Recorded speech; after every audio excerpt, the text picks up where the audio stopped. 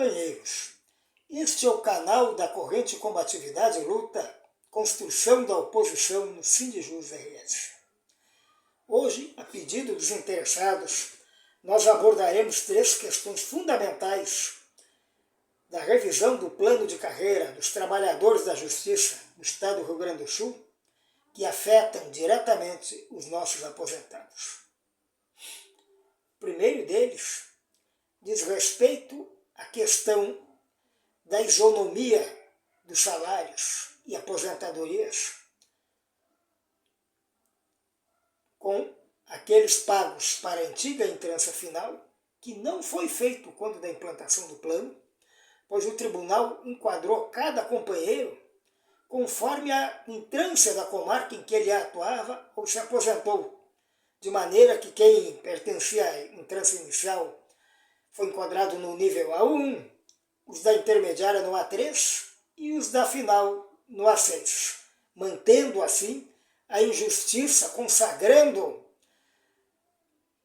o descumprimento de preceito constitucional, claro, que determina que para igual trabalho, para igual tarefa, se deve pagar igual salário, que não aconteceu durante toda a vida desses nossos companheiros aposentados, que recebiam, se estivessem na entrância inicial ou intermediária, menos do que aqueles da capital ou outras comarcas de entrância final, ocupando o mesmo cargo e realizando as mesmas tarefas. O tribunal, entretanto, quando da implantação do plano, enquadrou as pessoas conforme a entrância em que elas se encontravam ou se aposentaram, não levando sequer em conta o tempo de serviço exercido até aquele momento,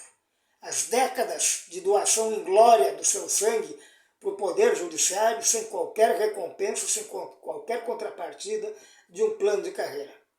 Assim, o cidadão que já se encontrava aposentado e foi enquadrado no nível A3, por exemplo, passou a ter uma aposentadoria inferior aos vencimentos de um guri da ativa, que eventualmente, por se encontrar em Porto Alegre, foi enquadrado no nível A6. Em razão desse absurdo, nós propusemos, no último Congresso dos Servidores da Justiça, realizado em julho do ano passado, e na Assembleia Geral do Sindijus, realizada este ano, dia 5 de abril, que o Sindijus apresentasse 2 reivindicações fundamentais na revisão do plano de carreira, qual seja, 1, de que o salário básico de cada cargo da carreira, do nível inicial dela, ou daqueles cargos colocados em quadro de extinção com progressão especial, correspondesse ao valor pago à antiga entrância final, atual nível A6.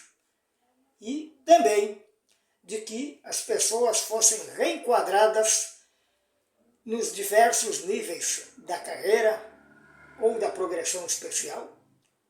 do último ao primeiro nível em ordem decrescente de antiguidade,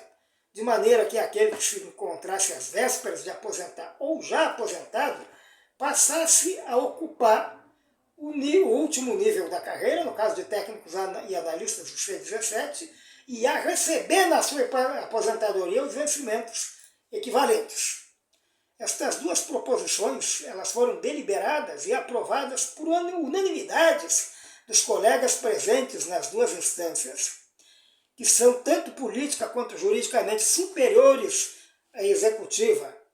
do Sindijus RS, e devem, portanto, serem cumpridas por representarem a vontade soberana da categoria. A direção do sindicato, entretanto, quando da apresentação da sua proposta oficial perante o tribunal, via e-mail, no último dia 4 de agosto, enviado ao grupo de trabalho do plano de carreira, simplesmente reduziu a primeira questão, que deveria ser a doação do básico de entrância final para o nível A1 de todos os cargos, para o básico do início de cada carreira, há uma proposta de que as pessoas fossem reenquadradas, quem já se encontrava nos quadros do Judiciário em 2021, no nível A6. Embora isso constitua aparentemente a solução da injustiça consagrada com a diferenciação de entrâncias utilizada para enquadramento no nascimento desse novo plano de carreira, o fato é que há uma grande diferença de salário a ser percebida por aqueles que se encontrarem no último nível da carreira ou que receberem aposentadoria a ele correspondente, tendo como básico o valor de entrância final, ou tendo este mesmo valor contemplado tão somente no terço inicial da carreira, lá pelo A6. Com certeza que o valor das aposentadorias seria muito superior se garantida a entrância final no básico, e não lá no meio da carreira. Também em relação à questão do reenquadramento, no último nível remuneratório de cada carreira, a direção do Sindjus simplesmente desconheceu esta deliberação soberana e pediu ao tribunal que implante na nova lei de plano de carreira, faça constar da revisão, uma progressão extraordinária, na qual a pessoa, na primeira progressão a que tiver direito, ela vai evoluir além da progressão ordinária, que é a elevação de um nível remuneratório, A6 para A7, por exemplo, mas tantos níveis quanto os quinquênios de trabalho ela tivesse lá em 2021. Aí tem dois sérios problemas. Primeiro, aquele cidadão que se aposentou lá no nível A1, aliás, se encontrava na ativa, lá no nível A1, por ser da entrância inicial. Caso ele consiga progredir, que ainda tem este brete, ele vai ter, no máximo, caso tivesse 35 anos de serviço, ele vai evoluir no máximo, o sindicato também propõe um limitador de 6 níveis, 6 níveis remuneratórios passando para o A7, quando, pelo tempo de serviço que ele tinha, ele deveria se encontrar no C17, bem além. E a outra questão absurda é que ele só consegue pular estes 6 níveis, que ainda não satisfazem os critérios de justiça e equanimidade, se ele progredir. Isso significa, se aprovado em avaliação do desempenho da chefia, fazer o número de horas de cursos necessário a pontuar entre os 50% ou 60% mais bem pontuados. Caso contrário, ele continua no mesmo enquadramento mal feito que já ocorreu lá quando da implantação do plano de carreira. E o aposentado, como ele não se encontra mais na ativa, ele não progride. Então nada garante a paridade da aposentadoria dele, sequer no exemplo com este nível A7 daquele servidor que conseguisse progredir por já ter seus 35 anos de trabalho em 2021. A outra questão que prejudica seriamente os nossos aposentados, muito embora afeta a toda a categoria, é a questão das perdas salariais. Hoje o pessoal da ativa ainda consegue sobreviver, apesar de todo o arroxo, todo o empobrecimento a que nós fomos submetidos nos últimos 9 anos, graças a alguns penduricalhos que ele não leva para a aposentadoria e que o tribunal tem ajustado de forma mais substancial, como é o caso do vale-refeição de quase R$2.000, que ainda garante alguma coisa do orçamento do servidor. Logo adiante, quando ele se aposentar ali, ele perde esse valor e se torna candidato à mendicância. Então, se a gente não tiver garantida a recuperação substancial das perdas históricas do nosso poder aquisitivo, que não é reposto na integralidade desde março de 1990, há 34 anos, em perdas que hoje chegam a 200%, e nem a garantia de que daqui para diante as tabelas remuneratórias sejam atualizadas todo ano, conforme a desvalorização salarial decorrente da inflação, a perspectiva é de uma miserabilização cada vez maior ao ponto da mendicância total e completa. Por isso a gente propôs também, lá no Congresso dos Trabalhadores do Judiciário, em julho do ano passado, e na Assembleia Geral